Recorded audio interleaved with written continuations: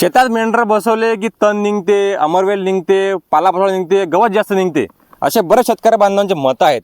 तण निघते, गवत निघते मान्य आहे, परंतु तणाला आपल्याला पर्याय आहे, तण व्यवस्थापनाला पर्याय आहे, पण शेणखताला पर्याय नाही आहे.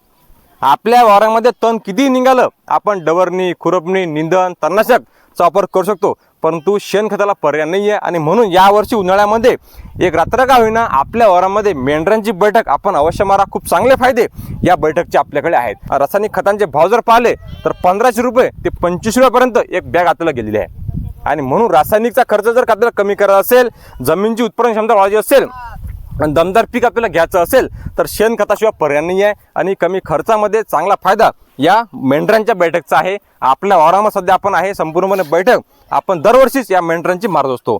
या मेंढरांची खासियत म्हणजे पहिलं वर्ष या मेंढरांचं जे मलमूत्र असते हे लागते आणि दुसऱ्या वर्षीपासून जे लेंडी खत आहे हे लागायला सुरू होते.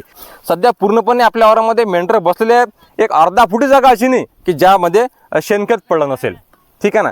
म्हणून तण होते मान्य आहे, परंतु तण व्यवस्थापनाला पर्याय आहे, शेणखताला पर्याय नाही आहे. धन्यवाद. पटलं असेल तर फॉलो करून घ्या.